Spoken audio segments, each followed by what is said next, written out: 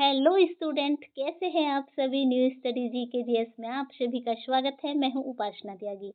Happy new year की ढेर सारी शुभकामनाएं।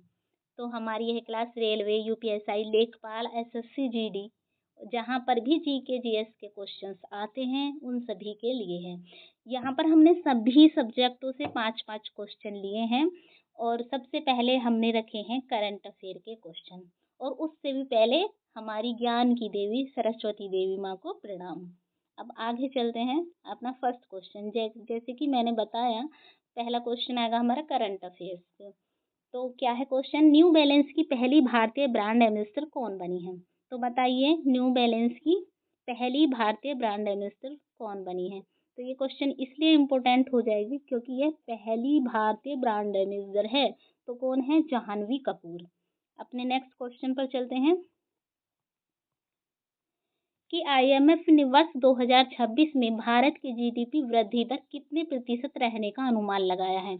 बताइए कि आईएमएफ ने कितना अनुमान लगाया है। तो ये हो जाएगा 7.2।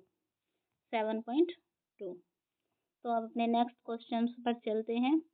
हाल ही में लगभग 2000 वर्ष पुराना बौद्ध स्थल कहाँ मिला है। तो बताइए कहाँ पर मिला है।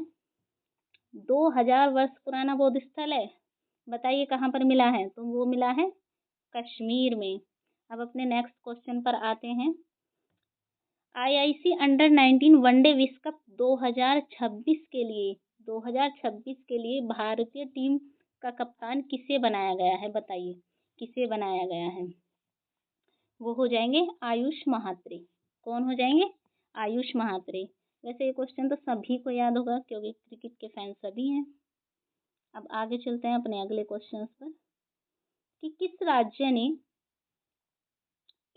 ने चिकित्सा शिक्षा के लिए ई स्वास्थ्य संवाद लॉन्च किया है।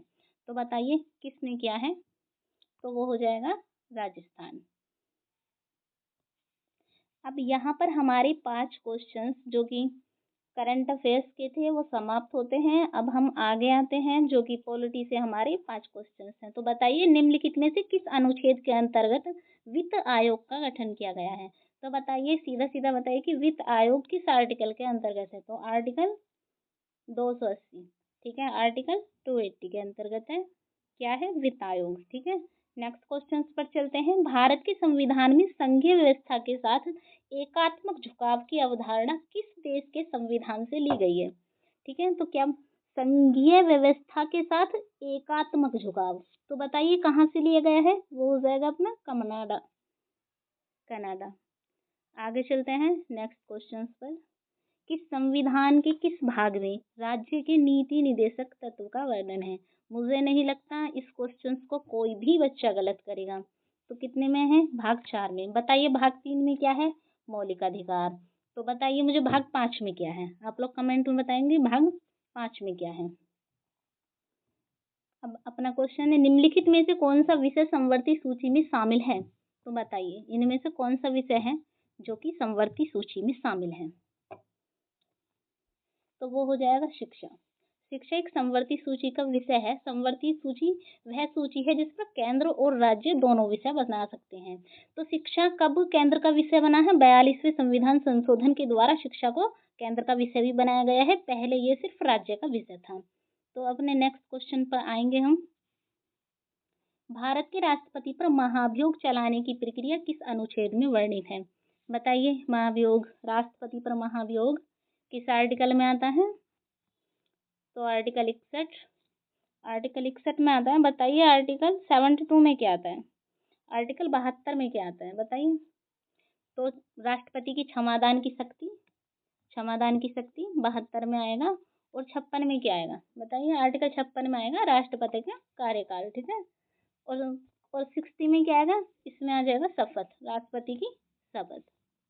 अब नेक्स्ट क्वेश्चन, अब आते हैं हमारे हिस्ट्री के कि इल्तुतमिश ने किस धातु का शुद्ध टंका प्रचलित किया था। बताइए, तांबे का, चांदी का, सोने का, मिश्र धातु का। बताइए कि इल्तुतमिश ने किस धातु का टंका प्रचलित किया था। बताइए किसका किया था। तो वो हो जाएगा चांदी का।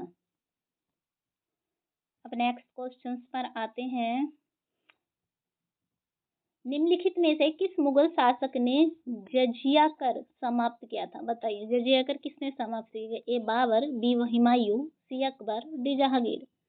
बताइए, जजिया कर किसने समाप्त किया है? तो वो है अकबर। हम ज़्यादा टाइम नहीं लेंगे, फटाफट क्वेश्चंस को करेंगे कि अष्टप्रधान परिषद की स्थापना किस मराठा शासक ने की? बताइए, अष्टप्रधान परिषद की स्थापना किस मराठा शासक ने की? तो किसने की? शिवाजी ने की। आगे चलते हैं। अलीपुर षड्यंत्र केस किससे संबंधित था? बताइए, अलीपुर षड्यंत्र केस किससे संबंधित था? तो वो हो जाएगा क्रांतिकारी आंदोलन। क्रांतिकारी आंदोलन से संबंधित था अलीपुर षड्यंत्र केस। इसका रिवर्स भी पूछा जा सकता है। तो अब चलिए आगे कि निम्नलिखित में से किस ग्रंथ की रचना कल्हड़ ने की थी? बताइए, किसकी रचना कल्हड़ ने की थी? तो किसकी की थी? राजतरंगिणी की कल्हड़ ने की थी। बताइए, अर्थशास्त्र की किसने की थी? तो अर्थशास्त्र की कौटिल्य ने की थी। मुद्रा राक्षस किसने लिखी थी? विशाखदत्त ने। और हर्षचरित बाणभट्ट ने। आइए अपने नेक्स्ट क्वेश्चन पर। अब आ जाएंगे ज्योग्राफी के 5 क्वेश्चंस कि बताइए, पृथ्वी पर सबसे अधिक ज्वालामुखी किस महासागर में? बताइए, पृथ्वी पर सबसे अधिक ज्वालामुखी किस महासागर के चारों ओर पाए जाते हैं? तो वो हो जाएगा प्रशांत महासागर के चारों तरफ सबसे ज्यादा ज्वालामुखी पाए जाते हैं। अब आए अगले क्वेश्चन पर कि निम्नलिखित में से कौन सी नदी रिफ्ट वैली से होकर बहती है? बताइए, कौन सी नदी रिफ्ट वैली से होकर बहती है? तो वो हो जाएगी नील नदी। भारत में सबसे अधिक वर्षा प्राप्त करने वाला स्थान कौन सा है? तो वह चेरापूंजी। अब नेक्स्ट क्वेश्चन पर चलेंगे। निम्नलिखित में से कौन सा पठार भारत में स्थित नहीं है? बताइए, कौन सा पठार है जो कि भारत में स्थित नहीं है? तो वो हो जाएगा तिब्बती पठार। नेक्स्ट क्वेश्चन, भूमध्य रेखा पर दिन और रात की अवधि होती है? बताइए, भूमध्य रेखा पर दिन और रात की अवधि होती है? दिन रात बराबर होते हैं भाई, भूमध्य रेखा पर दिन और रात बराबर होते हैं। तो चलें नेक्स्ट क्वेश्चन जो कि इकोनॉमिक्स के हैं कि भारत में योजना आयोग के स्थान पर किस संस्था की स्थापना की गई है? तो बताइए, किसकी स्थापना की गई है? तो किसकी स्थापना की गई है? तो नीति आयोग की। योजना आयोग कब बना था? बताइए कमेंट बॉक्स में मुझे। नेक्स्ट क्वेश्चन आएगा कि मुद्रास्फीति का मुख्य कारण क्या होता है? बताइए, मुद्रास्फीति का मुख्य कारण क्या होता है? 2 का बी हो जाएगा। ठीक है, मुद्रा की आपूर्ति में वृद्धि। अब नेक्स्ट क्वेश्चन आएगा कि सकल घरेलू उत्पाद जो कि जीडीपी की गणना किस आधार पर की जाती है? बताइए, जीडीपी की गणना किस आधार पर की जाती है? तो वह सभी अंतिम वस्तुओं व सेवाओं के मूल्य पर। जीडीपी की गणना सभी अंतिम वस्तुएं व सेवाओं के मूल्य पर की जाती है। नेक्स्ट क्वेश्चन, भारत में केंद्रीय बैंक कौन सा है? बताइए, कौन सा है? तो सभी जानते हैं, बैंकों का बैंक आरबीआई। किधर गया बैंकों का बैंक? किधर गया भाई अपना बैंकों का बैंक? आरबीआई। ठीक है। नेक्स्ट क्वेश्चन, निम्नलिखित में से कौन सा प्रत्यक्ष कर है? बताइए, कौन सा प्रत्यक्ष कर हो जाएगा? तो वो हो जाएगा आयकर। अब आते हैं नेक्स्ट। अब आता है एनवायरमेंट।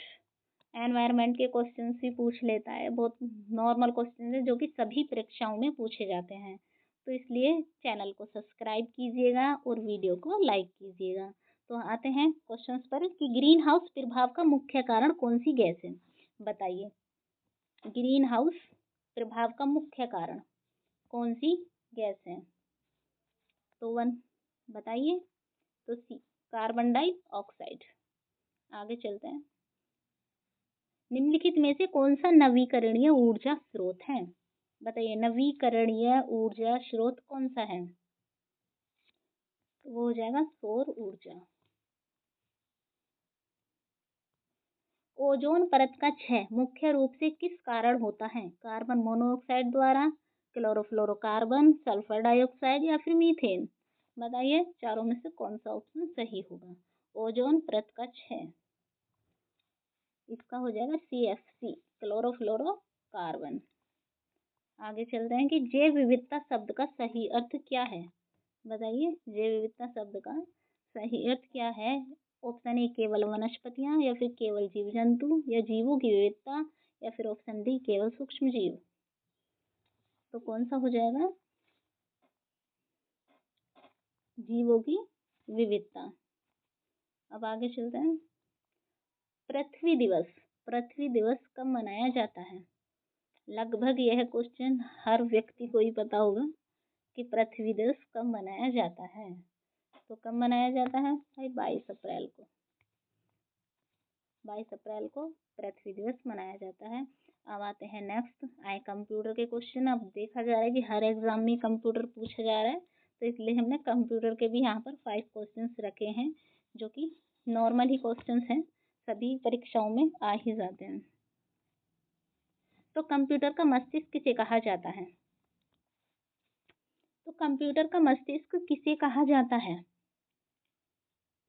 किसे कहा जाता है? सीपीयू को कंप्यूटर का मस्तिष्क कहा जाता है। सेकंड क्वेश्चन की निम्नलिखित में से कौन से इनपुट डिवाइस है? बताइए, प्रिंटर, मॉनिटर, कीबोर्ड या फिर स्पीकर। इनपुट डिवाइस बतानी भाई, इनपुट डिवाइस बताइए। तो वो हो जाएगा कीबोर्ड। नेक्स्ट क्वेश्चन, 1 KB या फिर 1 किलोबाइट में कितने बाइट होते हैं? बताइए कितने?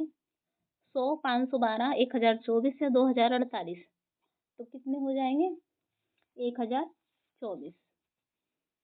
आगे आते हैं। MS वर्ड किस प्रकार का सॉफ्टवेयर है? MS वर्ड किस प्रकार का सॉफ्टवेयर है बताइएगा। ये हो जाएगा एप्लीकेशन सॉफ्टवेयर। MS वर्ड एक एप्लीकेशन सॉफ्टवेयर है। अब नेक्स्ट क्वेश्चन, कंप्यूटर में स्थायी स्मृति कौन सी होती है, या फिर परमानेंट मेमोरी कौन सी होती है? वो होती है ROM, ROM read only memory. और रैम क्या हो जाएगा? Random access memory. ठीक है, आगे चलते हैं। अब आ जाते हैं यूपीजी के। उत्तर प्रदेश का गठन किस वर्ष हुआ था? बताइए किस वर्ष हुआ था उत्तर प्रदेश का गठन? तो हो जाएगा 1937 में। उत्तर प्रदेश का राजकीय पशु कौन सा है? कभी कभी हम छोटे छोटे क्वेश्चंस भी गलत कर देते हैं, इसलिए मैंने इन क्वेश्चंस को भी डाला है। तो बताइएगा, उत्तर प्रदेश का राजकीय पशु कौन सा हो जाएगा? तो वो हो जाएगा बारहसिंगा। अब आते हैं नेक्स्ट क्वेश्चन पर, कि निम्नलिखित में से कौन सी नदी उत्तर प्रदेश में नहीं बहती है? बताइए कौन सी नदी है जो उत्तर प्रदेश में नहीं बहती है? इस पर ध्यान दिया करो, ठीक है। तो वो हो जाएगा,